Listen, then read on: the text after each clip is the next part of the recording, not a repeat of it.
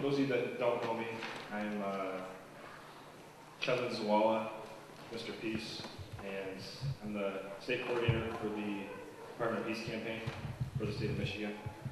I'm also a motivational speaker, spoken word poet, and hip-hop artist. And I've dedicated my life to this work, and I couldn't help but noticing, sitting in the back today and hearing everybody's responses, the quote that kept coming into my head over and over again was the one by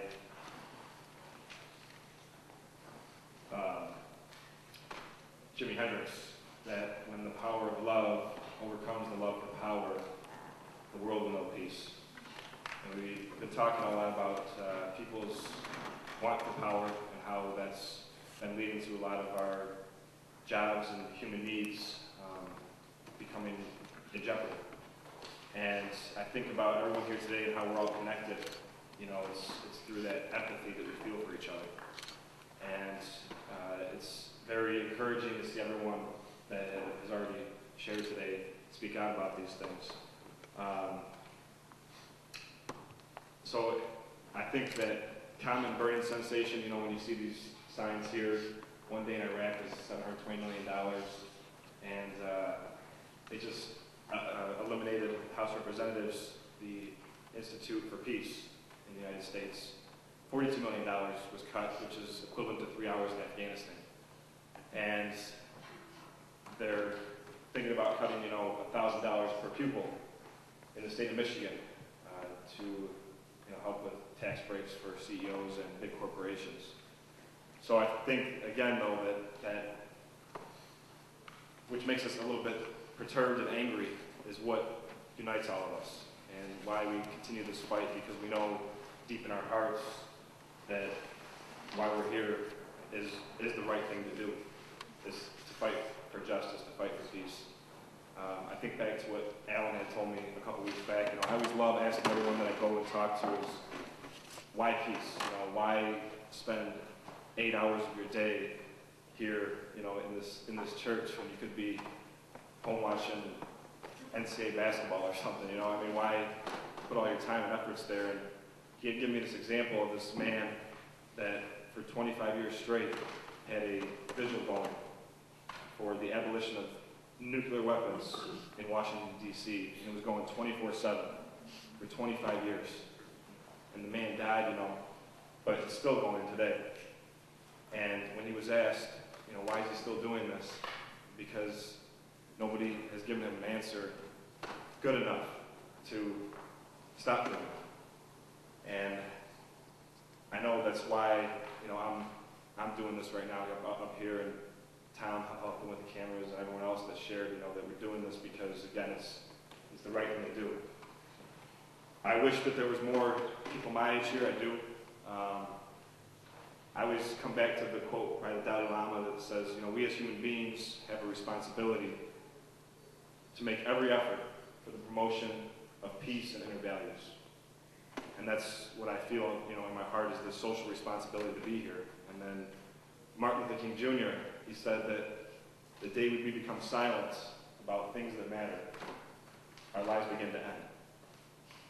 So it's so critical, you know, that we are critical participants in this society, in this state, you know, in this country, that if we don't speak up, then, you know, who is going to? And I don't know if you've ever heard of the name Abby Hoffman. He was a social and political activist in the 70s and 80s, and you know, he had always spoken about that he comes to these communities where people are just down and out because, I mean, what can I do as one person, you know, and everybody's saying this, and, you know, that's just how it's going to be.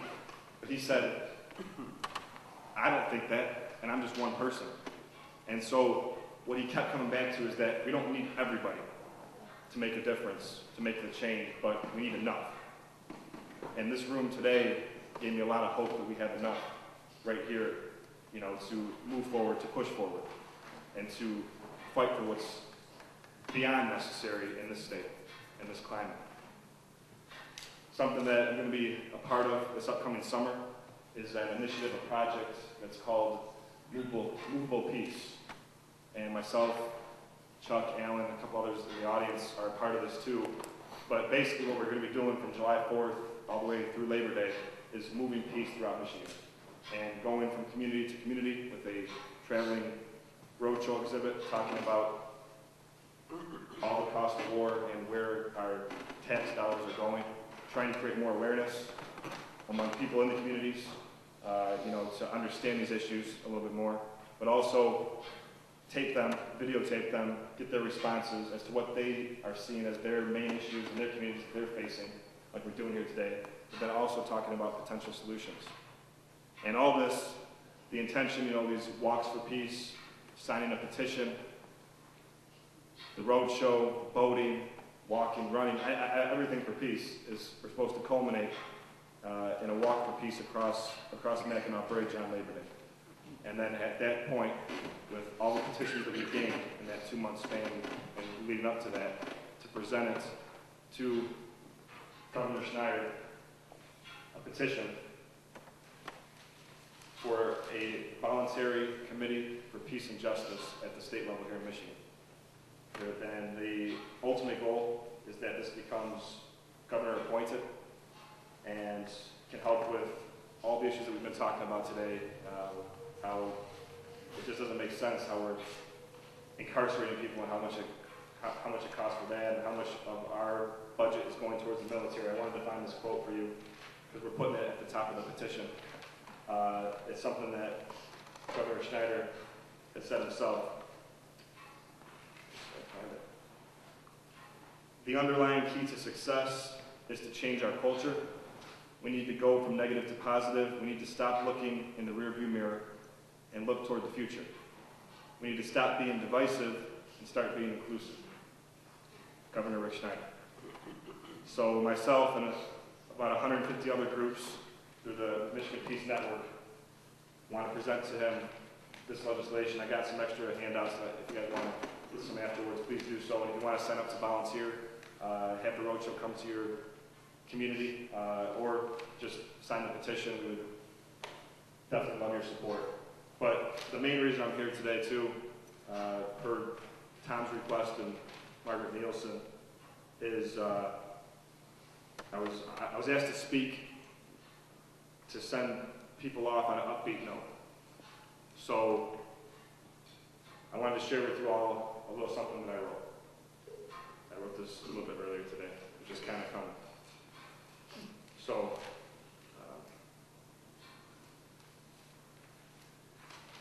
see if I can find it.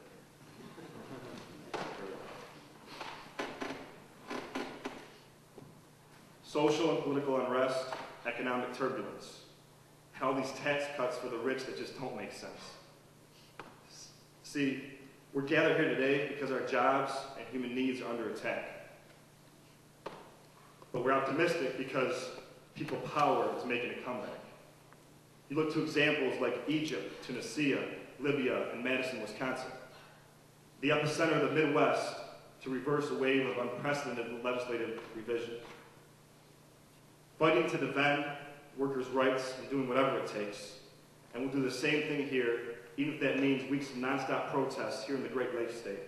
Because it ain't fair when the working families and middle class are forced to suffer and live on smaller budgets. No, we need systematic change to put a stop to the big corporation tax cuts. We got to band together. It's time for all of us to unite. It's our collective responsibility, staying collective for collective bargaining in this fight. And people often ask me if all this stuff makes me lose sleep at night. I say, yeah, you better believe it. And I won't rest till I see the light begin to shine in the dark room of injustice, where people finally come before profits.